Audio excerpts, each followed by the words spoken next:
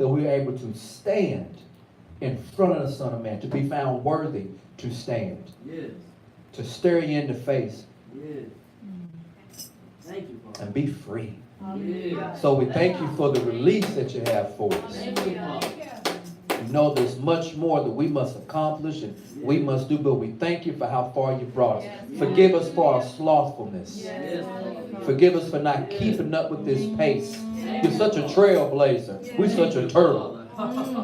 We just say thank you. Thank you, Father. And we praise you for your mercy. Thank you, Father. Teach us to love as you have loved. Yes. Teach us to be as patient as you have been patient. Yes, Lord. But may we also be bold and courageous. Yes. May we be a people of faith and not a people of fear, because you showed no fear. Yes. You showed no fear. Thank you. So continue to grow us and to teach us, and we thank you. Yah, just as you remove me out of the way, and then may your word come forth like fire for all of us on this day. Thank you for wanting to build us up. Yes, Father. Thank you. Thank you, Father. May we be willing, and may we have the guts to allow you to tear down the walls and the foundations that we made that's really not part of your design. Yes. Thank you, Father. Come on, brother. Help us to let these things go. Yes, Lord. Thank you. We thank you, Yah. We got a long way to go, but we thank you for how far you've carried Thank you, us. Father. God. You said that you put your people on eagle wings and flew them to you. Ah, thank you, Father. Thank you. Well, Yah, just keep us. Keep us, Yah, and we thank you. And we praise you. May your will be done today. Yes. We praise you and we thank you in Yahshua, HaMashiach, and we pray, Amen, Amen, and Amen. Hallelujah. And all praise to Yah. Once again, we started, okay, so y'all be giving me on a prayer, I don't even be knowing it. That's all right. It's all right. Yeah, that's true. Prayer for everybody. Those that are here, they're not here. So, but as we always say, special greeting to all the tribes of Israel who have been brought in and all those who are scattered abroad, as it says in James. A special greeting to you, a special greeting to all those who's attached themselves to this ancient Hebraic way. I like how Brother Greer of them in Kentucky say a more excellent way. Yes. I like that. A more excellent way is a more excellent way. So a special greetings to all who have joined themselves. And we always say this word is for Israel, it's for the people of the Yehudim, but it's also for the nations. Yes. Right? This word is big. It's a big old net, and you throw it in the water, and what can you pull out? Right? You got a lot of people who are in a lot of different situations. Some good, some bad, some terrible.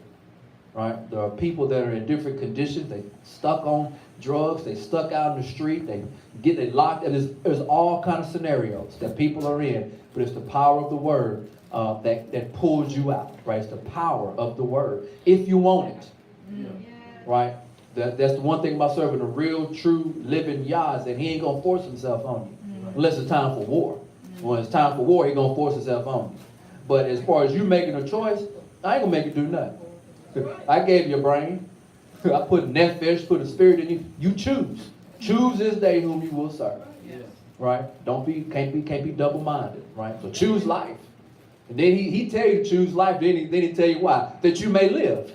Right. And then not you, but then your progeny, that they may live also. So Yah is good. Yeah. Like, Larry, I'm going to give you the test and the answer. Okay. I'm going to give you the test and the answer. And you know how some people are, man, I just, you still fail. How do you still fail? You got the test and the answer. Anyway. All right, so today, our brothers and sisters, the shout of a king. The shout of a king. There'll be a few things that will kind of carry over from last night about time within a time and awaiting the king. We're going to, let's go ahead and look at, y'all go ahead and turn to Numbers 23. We're going to look at some, and we have Feast of Trumpets or Yom Teruah, right? And obviously, a kind of modern traditional way is to describe this day as Feast of Trumpets. Okay, but if we look in the text and if we use our Hebrew, right, it's really just Teruah. Okay, so we have our Hebrew up here, all right, Teruah, all right, and Teruah, it means clamor, an acclamation, alarm, rejoicing. So there was a Teruah in here. I heard folks in there through the walls. There was a Teruah in here, hollering and shouting. But that's what Yah wants. Hallelujah. This is what he, Everybody at some point have been in the club, a little juke joint, a little hole in the wall, and you was cutting loose. Yeah. Hair in the air, you didn't care. Right. All right. So, but and y'all's like, okay, yeah, but just do that for me. So he said, hey, I set aside times that I want you to party with me. We talked about the Moed last night. Yeah. Seasons. There are certain seasons I want to kick it with you. We're gonna get it in together. But we gotta do it right. But you know, but we kind of choose our own thing, right? Because some things of the world just looks a little bit more attractive. All right. But alarm, rejoicing, or a war-like cry. Because kings do go to war. Right? Who makes the call? Like the king make the call, or who goes to war? And so Ruah on the other side, Ruah is our child root. So the word Teruah is a noun, and Ruah is our action verb. That's our child root. So anytime when we do our Hebrew and we talk about nouns or pronouns or certain things, it comes from something. So we want to always, just to get a better understanding of what we're reading, what we're saying, so that we can interpret the scripture the best of our ability. Okay? So Ruah is a child root. Okay? And they're always an action verb. And that means to shout, cry out, give a blast, raise a sound. Can I scoot up a little bit? Yeah. Okay. I feel like I'm trying to run into the wall. Last thing I want is to be on TV and this brother that went through the wall. What kind of stuff they doing there? So that is Teruah. So it's clamor, acclamation, alarm, rejoicing, warlike cry, built from the child root Ruah, shout, cry out, give a blast, raise a sound, right? So make a lot of noise. Okay. All right, Numbers 23, 20 through 21. Okay, Numbers 23, 20 through 21. We are familiar with Balaam and Balak, right? Yes. Right, and I think was it Balaam? Balaam was the one that was doing the sorcery, and the king was Balak, right? Or am I saying this? Is that right? Okay. So we have Balaam, who is known for tapping into the other side. Okay, this is your sorcery. This is your witchcraft. This is a human being able to peek into the other realm. Right? We had the witch of Endor. Remember Saul? Yeah. Saul started to lose his mind. Samuel died. He's like, man, I'm going to go to the witch of Endor. I didn't kill all of them. And he was just like, hey, can you? And remember, she said something. And we're going to talk about this during the feast. But he said, what do you see? And he said, I see Elohim coming up out the ground. I see gods everywhere. What do they look like? And she started describing Samuel. Okay, so through sorcery, witchcraft, yada, yada, yada, you can peek into the other side, right? There's the physical reality and there's a spiritual reality. Okay, so this is now, we have Balaam, who is the king has brought him over, like, I need you to curse these people, curse them. We're going, and he started to prophesy, but Yah had control over him. He's like, man, I told you to, he's like, man, I can't curse who you done blessed. Like, he won't let me do it. So we're going to look at this here. This is Balaam as he's zoning out. Okay. Behold, I have received commandment to bless, and he hath blessed. I cannot reverse it. He hath not beheld iniquity in Jacob, neither hath he seen perverseness in Israel. The Lord his God is with him, and the shout of a king is among them. So we have Balaam, who known for witchcraft. Sword. They went all the way to go find this man. Like, hey, I need you to take care of these Israelites. I need you to curse them. So he is a high-paid assassin in sorcery, and he is under the power of Yah. And he's like, man, actually, I can't curse him. I can only say what he tells me to say. And on top of that, the shout of a king is among them. So he's looking at them. And he's in the zone, or who said maybe in the spirit. He's prophesying. And he's like, there's a king, there's a shout of a king in these people. But when we go through Numbers, they were tripping on a lot of, they weren't the best characters. Right, they left some examples, right, not to follow, but he's in the zone, he's in the spirit. He's like, man, there's a shout of a king in them. Okay, and when he says the shout of a king, I got this up here highlighted for you. Okay, it is va teruah. Melech Bo. Okay, so Melech in Hebrew means what? King. All right, and Bo, those been coming Hebrew class, what does Bo mean? Starts with a bet, so already got a in. Okay, in. All right. So, and the shout of a king is inside of them. It's something about these people that's royal. It's powerful, and it's a shout. Like, I can't touch him. Okay. Now we're not gonna really stick on this, but if you remember, the king, he was so mad. It says he slapped his hands together. It was like he's like, man, snap out of it. Snap out of it. Because he was in the zone. He was like, man, it's the shout of the king. Like, man, you was crushing me. Okay. But the point is that he prophesied that there was a shout of a king in these people. They're all the way in the wilderness. We ain't got to know. They don't have a king. They ain't even got the judges yet. They don't have judges set up. Man, we ain't even got that. I mean, look what he sees, right? So this we talk about the time within the time. Yeah. So he sees something that is of true. It's in time, but it's not at that time. Okay. Almost. Thank you, sister. All right. So John 15:1. I am the true vine, and my Father is the husbandman. Okay. So Yah, what he does is that he sows. He sows things. He tends things.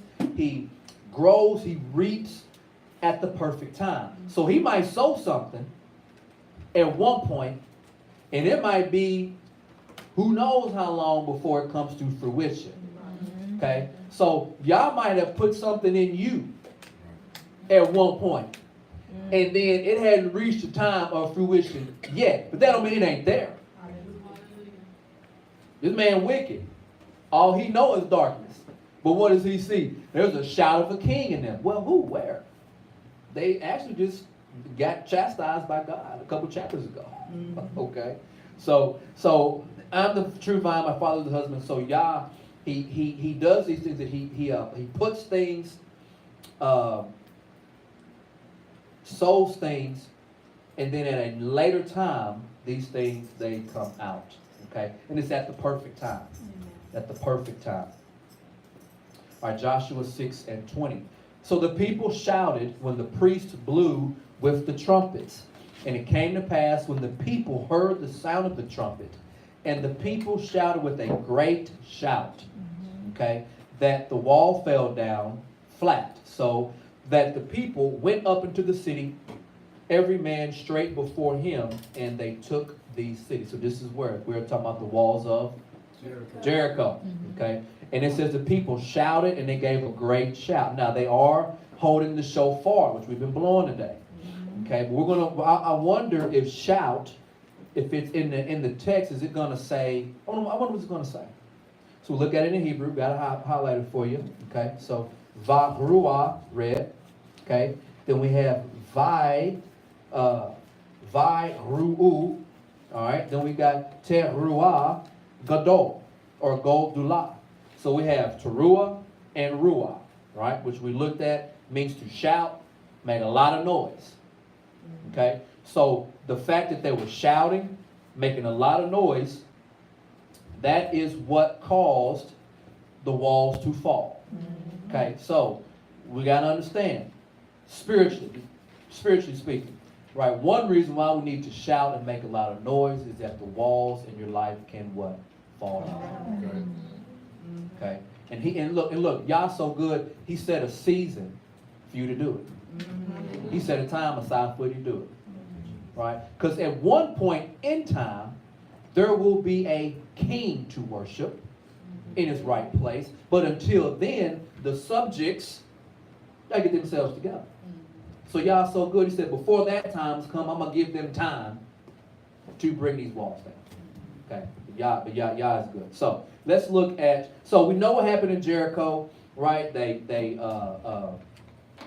went, they conquered the city, and this is after they crossed over. Let's turn to Joshua 7. Okay, Joshua 7. Because after they crossed over, they're supposed to go and get into the promised land. They had to take care of some business, right? Okay, so in Joshua 7,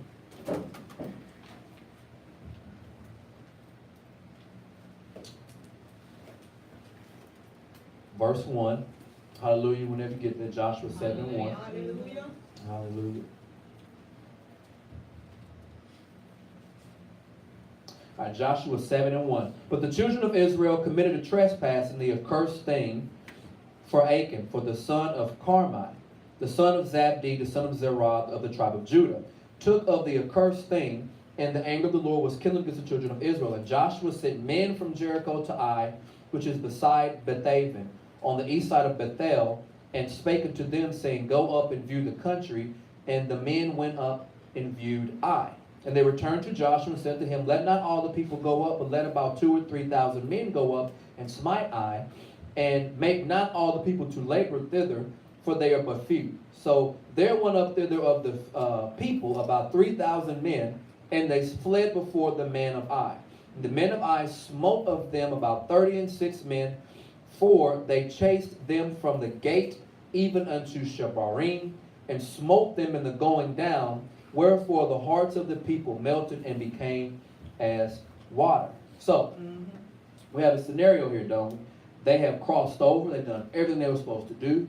You have the greatest, amazing victory, right? And if you go back and look, something that Rahab said is that when we heard y'all were coming, our mightiest men, their heart fainted.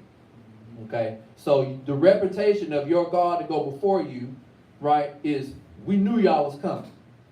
So then they go to Jericho, defeat, knock down Jericho, and now they're about to go to another place. But somebody had to be fresh. Somebody saw some clothes, some fresh gear. It's like, oh man, that'll look great. The next festival we have, give me that little Babylon, give me them couple garments, and you know, so Achan takes something. He does something he wasn't supposed to do. And that caused them to get defeated. Okay? Now, let's skip to verse 10. And in verse 10, now we have Joshua's tearing up his clothes. He doesn't understand. He's like, man, people gonna smash on us. They heard. It went all out over the news, CNN, Fox, ESPN, Twitter. Everybody knows we just got hammered by somebody that it was really we should have beat. It was somebody we should have beat. We didn't have to use all our men. We got hammered. Okay? And this is what y'all do to us sometimes. Verse 10. And the Lord said unto Joshua, Get thee up. Wherefore liest thou thus upon the face? That's what he tell us sometimes. We be in there woes me. He said, man, get up on your feet. What you down for? Get up. So we have Yah talking to Yehoshua. He says, get up. Verse 11. Israel has sinned. And they have also transgressed my covenant, which I command them, for they have even taken of the accursed thing and have stolen and disassembled also, and they have put it even among their own stuff. And the children of Israel could not stand before their enemies, but turned their backs before their enemies because they were accursed. Neither will I be with you anymore, except you destroy the accursed from among you. Up, sanctify the people, and say, sanctify yourselves against tomorrow, for thus saith the Lord God of Israel, there is an accursed thing in the midst of thee, O Israel, thou cannot stand before thine enemies until you take away the accursed thing from among you. Okay, so this is the severity of us walking with Yah. Right? There's a saying in the New Testament I think about that your sin will what? Find you out. And it's so serious that he's like, I'm going to let y'all get whooped. And on top of that, I'm not fooling with y'all until you take care of this business. You got to take care of this business. So you can't go forward. I'm not going to build with you. I'm not going to clear a path for you. I'm not going to help you. I'm not going to heal you. I'm not going to restore you. I'm not going to fight for you. Matter of fact, I'm turning my face from you. Until you address the situation at hand. Why? Because I'm in the midst of you. I'm taking care of you and all your needs. Therefore, you gotta take care of this. Somebody did, thank you. Y'all heard me cough, didn't you? Somebody has done something that was not supposed to be done. Okay? So we're going to skip it. We kind of know how the part of this text goes. We're going to go to 25, same chapter. We're going to look at something. 25. And Yehoshua said, Why hast thou troubled us, the Lord shall trouble thee this day. And all Israel stoned him with stones and burned them with fire, after they had stoned them with stones. I know, right? And they raised over him a great heap of stones to this day. So the Lord turned from the fierceness of his anger, wherefore the name of that place was called the Valley of Achor unto this day. Now, obviously they went through and they found out who did it, and justice was served. But we know we know a lot that we're seeing about them stoning, right? Stoning. We kind of touched on customs and traditions, you know, just ancient and that are Hebraic, and they kind of traveled down through West Africa. We can kind of follow back on them and stuff. And they said something. They said, and burn them with fire. Why? Whoa, why? We're just going to take a little small detour. We're going to come back on the main road. A little sightseeing. Okay, so we've been talking about this. So ancient Hebraic and Sumerian customs, right? Because Abraham comes from the land of Ur. Okay, so we're going to look, how many of us have familiar with Joseph in Genesis, and how you got about 3 or 4 chapters that are just Joseph and all the stuff, right? Once he gets sold.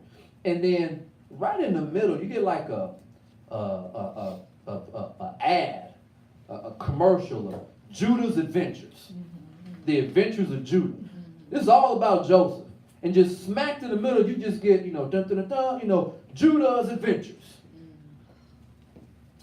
So we know with Judah and how he had took Tamar and so on and so forth, and that whole ordeal. But something that was said in Genesis 38:24, and it came to pass about 3 months after that it was told to Judah, saying, Tamar, thy daughter-in-law. Right now, remember, he got with her, right? He didn't know it was her. He was supposed to give her the youngest son, right? Saying, Tamar, thy daughter-in-law, has played the harlot, and also, behold, she was with child by whoredom. And Judah said, bring her forth and let her be burnt.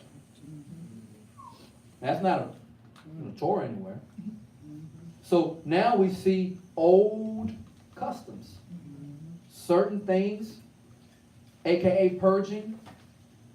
So Judah got this probably from his daddy. Now, just the concept. Jacob would have got it from Isaac. Isaac, Abraham. Abraham, Shem. So we get to Joshua, and they're like, hey, we're going to stone you and burn you with fire. So that is some old Hebraic, Sumerian customs that is written in within the Bible. So this one, I thought that was pretty interesting. We have we talked about the rise of Solomon, really quick, the rise of Solomon. Remember, who was the knucklehead that took off on David's horse? Talked about last night. Adonijah, right? All right, was Adonijah. And what did he say? He said, I will not let a hair of his head fall to the ground, as long as you was a worthy man. And what did Adonijah do? He asked his mama, he said, Queen Bathsheba, I approach thee. I'm humble to thee. Ask your son something, because he won't say no to you. What is it? Ask him if I can marry Abishag. Does that name sound familiar? We start off in 1 Kings 1:1, and David was in his bed. He was old, and they had to bring a young woman. Who's that young woman? Abishag. So we're going to look at another old custom. That got told to Solomon, he snapped. He said, I want his wig split. Find him. Abishag is David's concubine. Adonijah is Solomon's older brother. If he gets Abishag, he can finagle his way back to the throne. He said, man, off with his head. Get him. Get him. We got Joab, general. Joab was there for a long time. But Joab remind me of somebody. But Joab, his track record. I'm going to tell you, this is who Joab remind me of. Remember Training Day? Yes. Denzel, what he got an Oscar for? Yeah. Denzel became an officer. He was a good guy. He got into it the right way. But as he grew in his career, got kind of grimy. That's Joab. He started out the right way with David. They grew together. He even tried like David, man, we don't even number all these people, bro. We don't need to number. But over time, his hands was just as bloody as David. And then justice found him. But so that was Joab. Okay? Abiathar. You know what the Abathar problem was? Who his kinfolk was? Eli. Remember Eli had them two crazy boys? Hophni and Phineas and Hophni. One of them beating people up, taking their offering, and the other one sleeping with all the women. Remember what y'all said? He said, man, they gonna die, and Eli, you gonna die too. And your lineage will not be in this spot. Well, come to find out, Abathar was the line of Eli. So when Solomon takes reign as the king, there was some house cleaning going on. So when Yahshua takes the role of king, there's some house cleaning going on. That's why we're here this day. We want to be shouting and screaming and praising him. Because we saw some of them other roll knuckleheads last night. Like, oh man, I'm scared. I'm out of here. You're on your own, brother. I don't have nothing to do with it. So anyway, we talked about last night, and I had a text from my brother here, and check him out. He is from Ghana. He's of the Ewe tribe. This is Rabbi Adequate, Rabbi Basil, good friend, good brother of mine. And I asked him, because we talked about the Ashanti last night, right? We talked about the fall, autumn being a first of the year. So I asked him, and I don't know why I didn't get the text to him. He sent it back. I didn't see it till last night. But anyway, this is what he texted me back, and he said, it's in reference to the Ewe Ghana people, their thoughts, right, when we get into the fall. This is what he said. He said, September is our new year. Our year starts in the fall when the earth is going to sleep and wakes up in the spring. This is from an Ewe tribe, Ewe people, Ghana thought. So we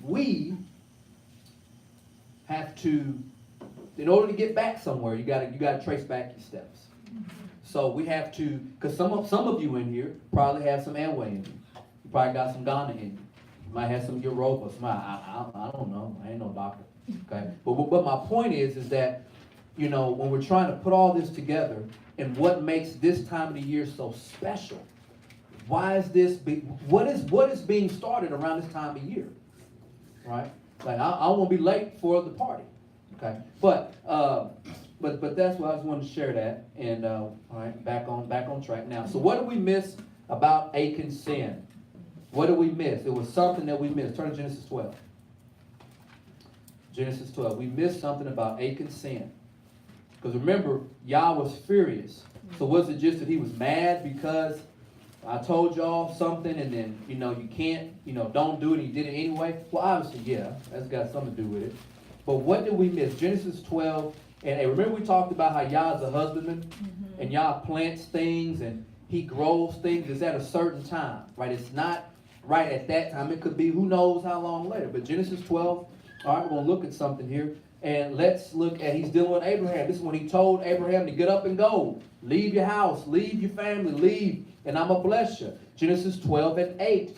And he removed from thence unto the mountain on the east of Bethel and pitched his tent, having Bethel on the west and Hai on the east. And there he builded an altar unto the Lord and called upon the name of the Lord.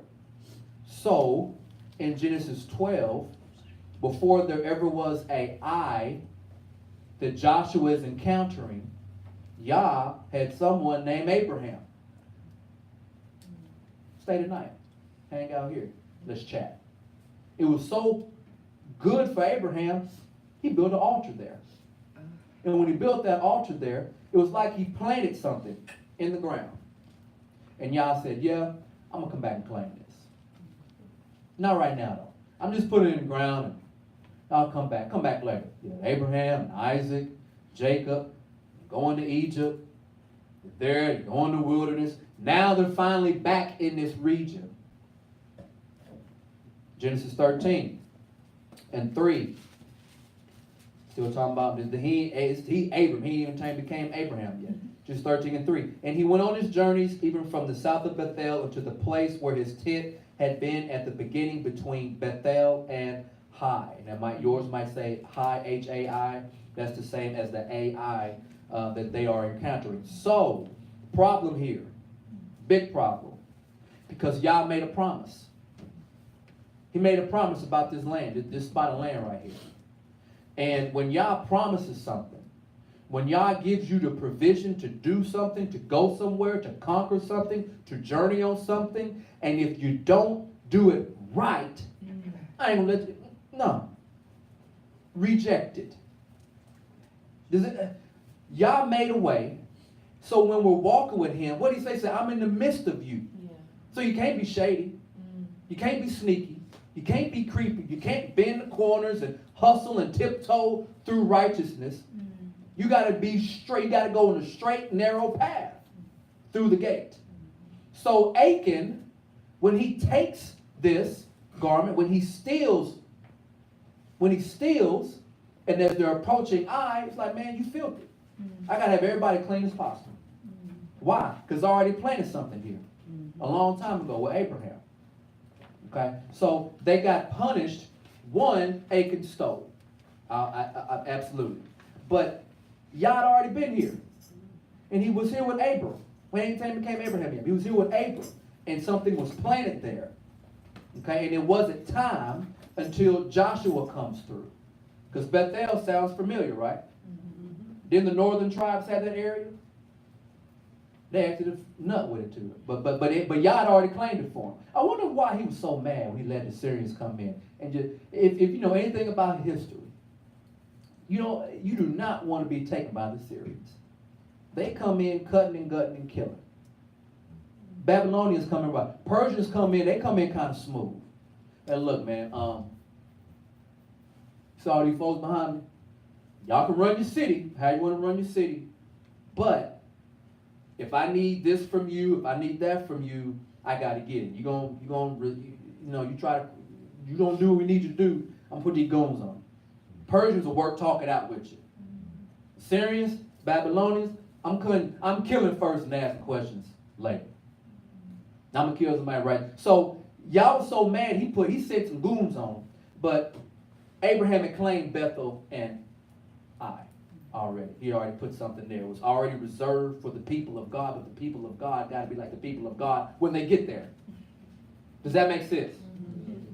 You got to be like the people of God when you get wherever he wants you to go. You can't be like the people of the world, and it doesn't, because he doesn't get the glory. Right? Because we're going to make it seem like it was about us, not about him. I'm in the midst of you, I'm fighting for you, but I'm not fooling with y'all till you take care of this business. Okay? All right, so the promises of Yah. The promises of Yah. Turn to Galatians 3.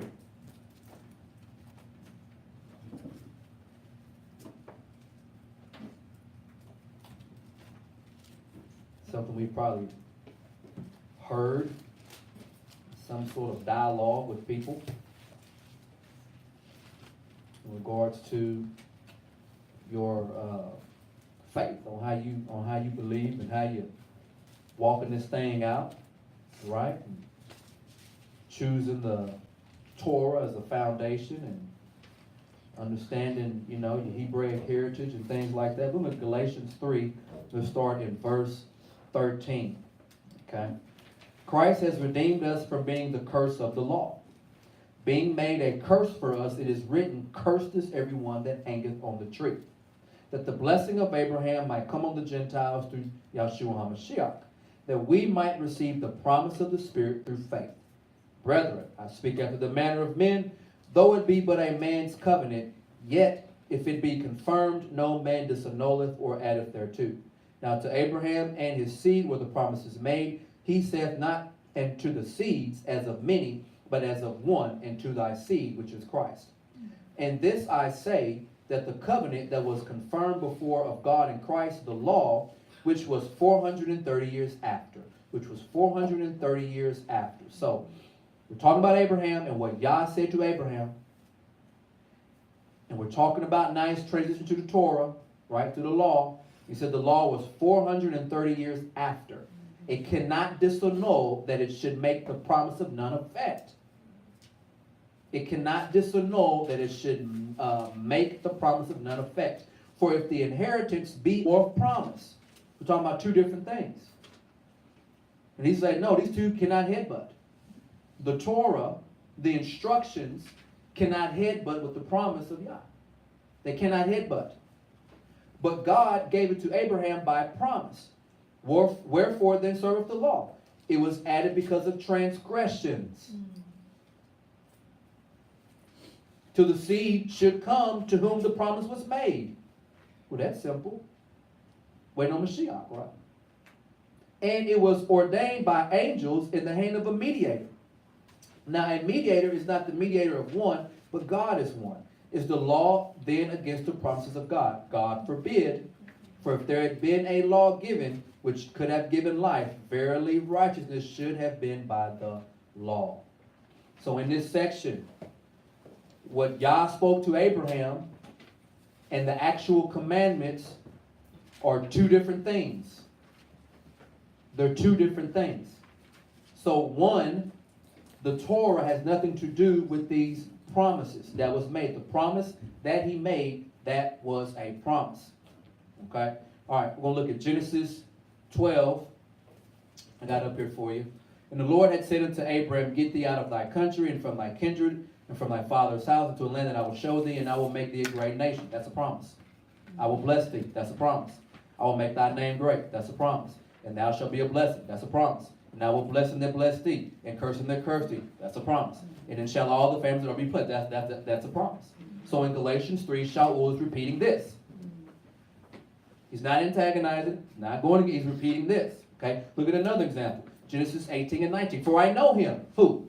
Abraham. What will he do? He will command his children. And who else? His household. And they shall keep the way of the Lord, to do justice and judgment, that the Lord may bring upon Abraham that which he hath promised of him, or promised to him. Okay? Yah speaks, it is a promise. Genesis 26, 4 through 5. And I will make thy seed to multiply as the stars of heaven. It's a promise. And I will give unto thy seed all these countries. That's a promise. And in the seed shall all the nations of the earth be blessed. That's a promise. Because that Abraham obeyed my voice and kept my charge, my commandments, my statutes, and my laws, my Torah. Well, I'm slow. When was Mount Sinai again? Oh, Exodus 20. This is Genesis 26. Oh, that made Galatians sound. Oh, so the law has no effect on the promise. Okay. Well, that makes sense. That makes a lot of sense. So, what you mean? So a memorial is called a zikron. It's a reminder. Remembrance, to remember something. Y'all, look, I want you to remember something that you don't know nothing about. The child root is a car. It just means remember. That's it. My wife says it better. Give the deeper meaning. Go ahead, come on. It says to make present decisions based on past facts. To make present decisions based off past facts. So when Yah remembers, he's making a decision based on past facts. You know what them facts is? Your action. The choices you made. That's why I said choose life. That you may live. So at some point, Yah remembers you, and I have to deal with you. Because he put something in you. So a memorial is a zikron, it's a memorial, a reminder, a remembrance. So now Leviticus 23 and 24, speaking to the children of Israel, saying in the 7th month and the first day of the month, which is where we are right now, shall be a solemn rest unto you, a memorial. A memorial. So you are supposed to it's a reminder or remembrance, like we said last night, of what? What to do. He just didn't make a whole lot of noise. So this is a memorial and a proclamation. With the blast of horns, a holy convocation. That's why we're all gathered here together. It's a holy convocation. We stepped out of regular time into a holy convocation time. It's Leviticus 23 and 24. And this word, we've been talking about Teruah. All right, let's turn to Leviticus 25. Leviticus 25. Teruah, which is today is Yom Teruah, the day of shouting, rejoicing. Teruah first is mentioned in Leviticus 23 and right here, highlighted for you, 23 and 24. The the next time Teruah is mentioned. Leviticus 25 and 9. Leviticus 25 and 9. Next time it's mentioned. And thou shalt cause the trumpet of the Jubilee to sound on the 10th day of the 7th month. On the day of atonement shall ye make the trumpet sound throughout all your land. So he doesn't mention Teruah until you start talking about the Jubilee. Verse 10. And ye shall hallow the 50th year and proclaim liberty throughout all the land to all the inhabitants thereof. There shall be a jubilee unto you. You shall return every man to his possession. He shall return every man unto his family. This is in which month is this again in? The 7th. So when we're talking about the king and waiting on the king, we talked about Messiah being deemed the king all throughout Passover, and the king of Israel. He's the king, and that's mockery, right? The crown of thorns, what's put it over his head, the robe and all this stuff. But he's leaving earth as he dies, right? Deemed as a king. So he's got to return at a time that is set for the return of a king. So in this particular month is when you would count for the Jubilee. You would count. Well, how would I count? Number 1 is already way back here in spring. But it says count 7. You got to count 7 Sabbaths. Verse 8. Thou shalt number 7 Sabbaths of years unto thee. 7 times 7. And the space of the 7 Sabbaths of the year shall be 49 years. So I'm counting from the 7th month. And then when I get to the 50th year, there's a Jubilee. And I wonder, when Mashiach comes back, when Christ comes back, there's going to be a Jubilee. Hold on. What did it say again? It said that you're going to make a loud sound. In the 10th of the 7th month, the day of atonement, you shall sound the trumpet throughout all of your land. You shall hallow the 50th year, proclaim liberty. I think it's somewhere in Corinthians about where the Spirit of the Lord is, there is what? Liberty. You shall proclaim liberty throughout all the land, to all the inhabitants thereof. It shall be a jubilee unto you, and you shall return every man to his possession, and you shall return every man to his family. Who better to do a jubilee than Yahshua? At this specific time that was already set. So I talked about when you count a king's reign, you're not starting in Aviv, but you're starting in the 7th month. A time within a time. A time within a time. Isaiah 51.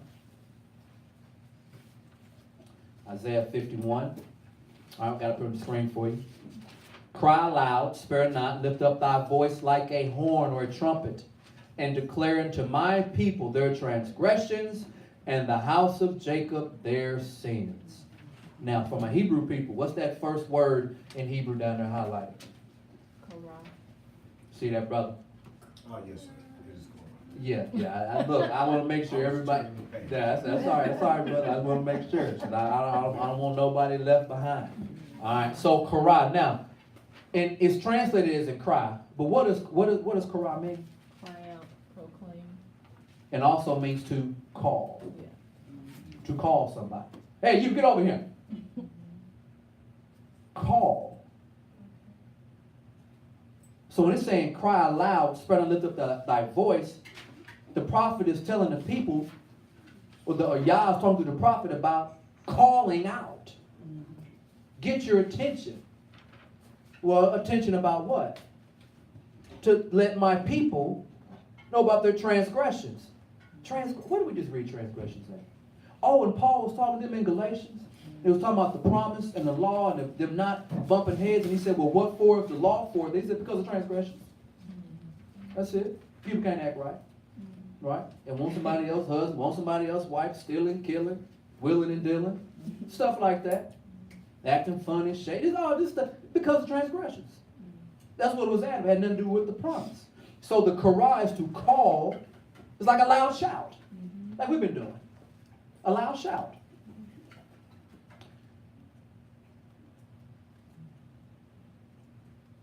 They might be able to.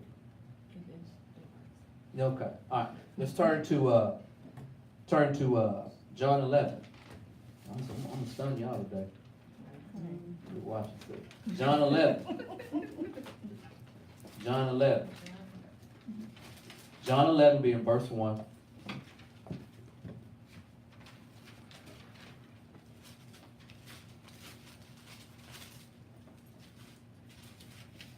So it said to call, cry out.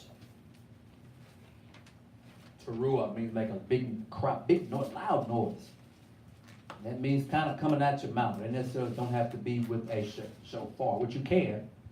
We're gonna tie some of this together. John 11 and 1. Now a certain man was sick named Lazarus of Bethany, the town of Mary and her sister Martha. It was that Mary which anointed the Lord with ointment and wiped his feet with her hair, whose brother Lazarus was sick. Therefore his sister sent unto him, saying, Lord, behold, he whom thou lovest is sick. When Jesus heard that, he said, the sickness is not unto death, but for the glory of God, that the Son of God might be glorified thereby. Okay. Now, Yahshua loved Martha and her sister and Lazarus. Okay, we'll stop right there. So we have a situation. Here, Lazarus is sick. Okay, there's the passing the word. And then we're going to scroll down to verse 23. Well, let's start at 20. Okay. 20. Then Martha, as soon as she heard that Yahshua was coming, went and met him. But Mary sat still in the house. Then said Martha unto Yahshua, Lord, if thou had been here, my brother had not died. Okay? This was a right thing to say. This man and folks healed leprosy, and folks been sick, and folks can't move, they can't walk, they're blind, he done all kind of stuff. You know. So this would make sense for her to say that if you had been here, he would not die. Okay? But I know that even now, whatsoever thou wilt ask of God, God will give it to thee. Yahshua said unto her, thy brother shall rise again. Look what she says. Martha said unto him, I know that he shall rise again in the resurrection at the last day. Right? We talked about that last night, about some things in this fall time of year that we're still waiting. We see it talked about, but we're still waiting. Right? But we still got funerals and stuff. Stuff's happening, right? Yahshua said unto her, I am the resurrection and the life.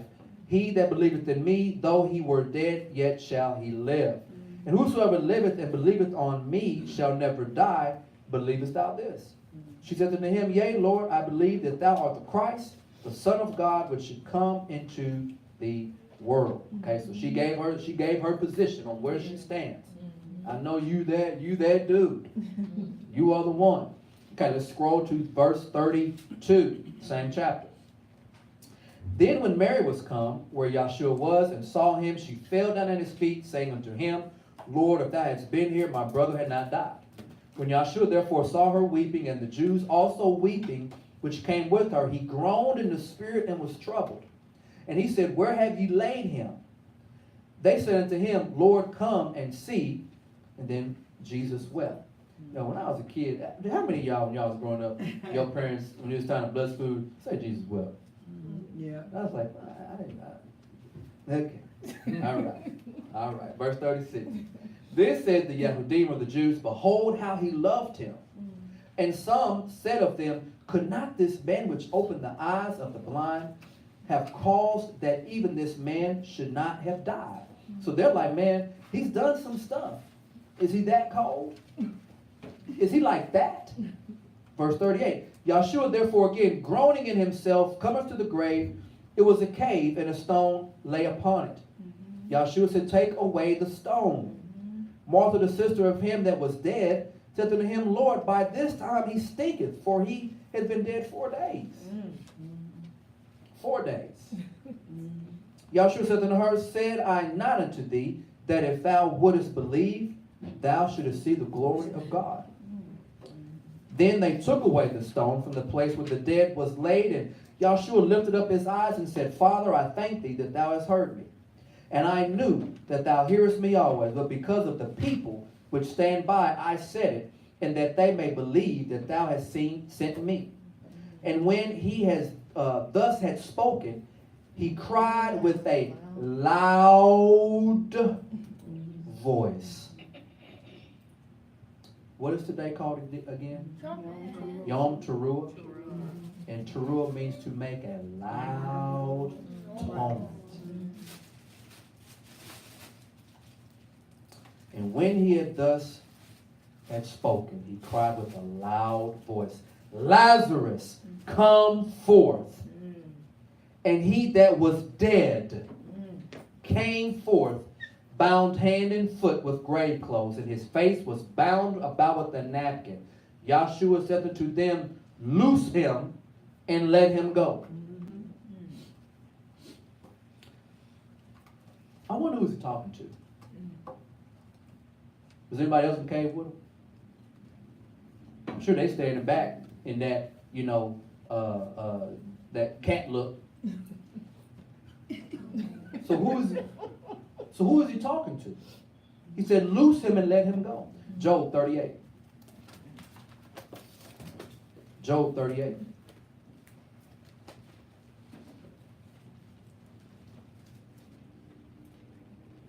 Job 38. Let's look in. Let's start in verse 14. We have this situation where Job is about the end of Job, and the young man has kind of rebuked him and all the other men, and now Yah done came to the picture, and Yah having that deep dialogue with Job. He's like, "Are you conscious?" All right, so we're gonna look at some Job 38 and 14. It is turned as clay to the seal, and they stain as a garment. And from the wicked their light is withholden, and the high arm shall be broken. He asked him a question. Hast thou entered into the springs of the sea? Or hast thou walked in the search of the depth? Have the gates of death been opened unto thee? Or hast thou seen the doors of the shadow of death? That's interesting. Why would he ask him that? Why would they even be in the text? He said, Job, have you seen the gates of death? Do those doors open up to you? Do the doors of death, do those gates open up to you? So when he asked him that, apparently the gates of the doors or the gates of death open up to him. It's opened up to Yah. Then he says, hast thou seen the doors of the shadow of death? He said, have you, Job? Psalm 23. Psalm 23. We say ain't nothing in this book for no reason. Everything's got a reason. There's a purpose. Psalm 23. It was called the shadow of death, right? The gates of death and the shadow of death. Psalms 23 and 1. How many times have we heard this one? The Lord is my shepherd, I shall not want. He maketh me lie down in green pastures. He leadeth me beside the still waters. He restores my soul. He leadeth me in the paths of righteousness for his name's sake. Yea, though I walk through the valley of the shadow of death. Yea, though I walk through the valley of the shadow of death. Yea, though I walk through the valley. He said, Job, can you open up these doors? Can you go through these gates? So he asked him that because he can. And now we have David full of the Spirit. Writing deep in the Spirit. Music deep. And he says, yea, though I walk through the valley of the shadow of death. Yes, sir. I will fear no evil, for thou art with me. Thy rod and thy staff comfort me. Let's turn back to John again. See what we missed. Let's turn back to John again.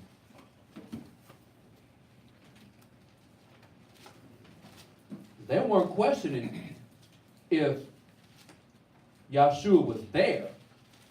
They're like, man, if you was here, man, this one ain't happening. But what did he say? Y'all want to see the glory of Yah today. And he shall be glorified. So we turn back to verse 44, John 11 and 44, thinking what Yah said to Job in the series of questions. There was a bunch of questions. But in the series about the gates of death, the valley of the shadow of death. And then David saying, yea, though I walk through the valley of the shadow of death. Now, John 11:44, look at this again. Verse 43. And when he had thus had spoken, he cried with a loud voice, Lazarus, come forth. And he that was dead, he that was dead, he that was dead came forth, bound hand and foot with grave clothes, and his face was bound about with a napkin. Yahshua said unto them, let him go, loose him. Who is them? Oh, have mercy. It was a loud. He said, come forth, a Teruah. And the dead woke up. And the death and darkness and the shadow was hanging on to him. To pull him back in, he said, let him go. And it starts with the loud Teruah. It's like, man, you're going to roll the door. He been gone. It's going to stink. He been dead for 4 days. It's going to stink out here. Move the rock. You want to see his glory or not? And it was a loud voice. He cried. Cry loud. Spare not. Lift up that voice. He did. And declare unto my people their transgressions, and to the house of Jacob their sins. So Job 38 and 17, he says, son, can you go knock on the doors of death? Can you go open? Can you see the gates? David, deep in the spirit. Yea, the Lord walks with me. I fear no evil. But they fear him and know him. 1 Thessalonians 4. He said, let them go. They ain't have a choice. Death was like, what's going on around here? What's going on around here? He said, let them go. He said, let them go. Because when everything is established, don't it say in Revelation that in the lake of fire, death and hell goes into the fire? Oh, okay. Okay, I'll just check. 1 Thessalonians 4 and 16. 1 Thessalonians 4 and 16. Now let's look at 15. For this we say unto you by the word of the Lord, that which we are alive and remaining unto the coming of the Lord shall not prevent them which are asleep. For the Lord himself shall descend from heaven. Who? The Lord himself shall descend from heaven with a shout, and the voice of the archangel, and with the trump of God, and the dead in Christ shall rise first. We just got a little sample, got a little appetizer. The power that Yahshua walked with on earth, his power comes from above. Amen. It is not of this world, not of this realm. The dead, deaf, the doors had to open and let them out. And let them go. You wasn't talking about him. Well, who else was in the cave with him? Who else came out? He said, let him go. He said, loose him. Daniel 2nd chapter. Daniel 2. Praise y'all. Hallelujah. There ain't none like him, none stand beside him. He said he will open up the word to his people now. So we gotta walk it out. We gotta live it out. Daniel 2nd chapter, verse 37. You have Daniel getting the revelation of the dream that King Nebuchadnezzar had. Verse chapter 2 and 37. Thou, O king, art a king of kings, for the God of heaven hath given thee a kingdom, power, and strength, and glory. And whithersoever the children of man dwell, the beasts of the field and the fowls of the heaven, he hath given into thine hand, and he hath made thee ruler over them all. Thou art this head of gold. And after thee shall arise another kingdom inferior to thee, and another third kingdom of brass, which shall bear rule over the earth. And the fourth kingdom shall be as strong as iron, for as much as iron breaketh in pieces, and subdueth all things, and as iron that breaketh all things, shall it break into pieces and bruise. And whereas thou sawest the feet and the toes, part of the potter's clay, and part of iron, the kingdom shall be divided, but there shall be in it of the strength of the iron, for as much as thou sawest the iron mixed with miry clay. And as the toes of the feet were part of iron and part of clay, So the kingdom shall be partly strong and partly broken. And whereas thou sawest iron mixed with miry clay, they shall mingle themselves with the seed of men. But they shall not cleave one to another, even as iron is mixed with the clay. And in the days of these kings shall the God of heaven set up a kingdom. Shall the God of heaven set up a kingdom, which shall never be destroyed. And the kingdom shall not be left to other people, but it shall break in pieces and consume all these kingdoms, and it shall stand forever. For as much as thou sawest that stone was cut out of a mountain without hands, and that it brake the pieces, the iron, the brass, the clay, the silver, the gold, the great God hath made known to the king what shall come to pass hereafter, and the dream is certain, and the interpretation thereof is sure.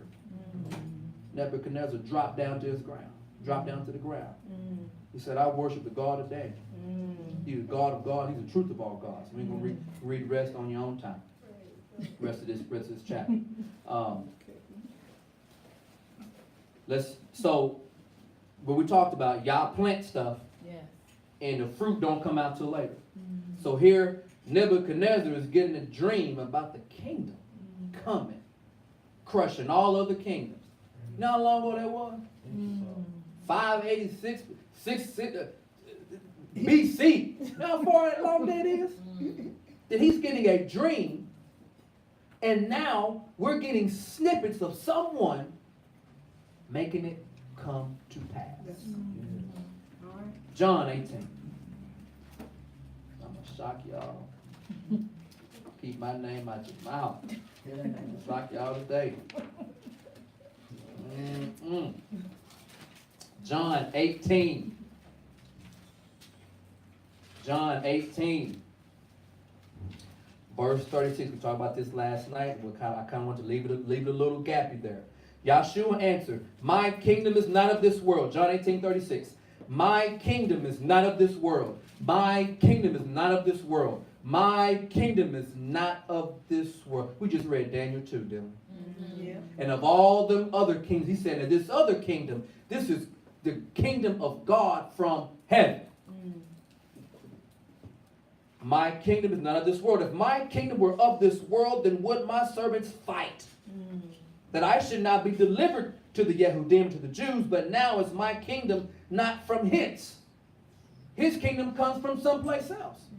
We just read in Daniel 2 that it was like a stone cut out of a mountain without hands, and somebody just threw a Randy Johnson 90 mile, 110 mile per hour fastball, and just boom, knocked all the rest of them out. Verse 37. Pilate therefore said unto him, art thou a king then? See how they calling him king before they get rid of him? They're calling him king. So he left this place as a king.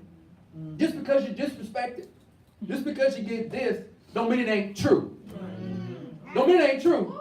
You joning, you clowning, you being funny. It's true though. It's true though. I'm going to get my proper inauguration at the right season. Pilate therefore said unto him, art thou a king then? Yahshua answered, thou sayest I am the king. You said, you know what it is. That's what he said, you know what it is. To this end was I born. He said, I was born to die for this. I had to leave one estate and come down to a lower estate. But I wasn't prideful against my father because it was my father's will. Yes. Thy will be done. Yes. So I had to come out and be a baby, have my diapers changed, had to learn how to go potty, had to do all that stuff so that I might die. Yeah. Thou sayest I am a king, to this end was I born, and for this cause I came into the world, that I should bear witness unto the truth. Come on. Everyone that is of the truth heareth my voice. So what Daniel is revealing to Nebuchadnezzar, Yahshua is saying, yeah, that thing coming, baby. And I'm about to go claim it. I am that king. But y'all do what y'all got to do. I had to come down here for this moment right here. Do what you got to do to me. That's what they said. Men of Galilee, what you doing stirring up? And him looking at him for. Because the way that he left, he will come back. They got mad. They say, are you the Mashiach? He said, you're going to see the Son of Man coming on clouds of glory. What the prophets say, he ride on the wings of the wind, the chariots. That's why other civilizations on their old walls and caves got chariots all over the place.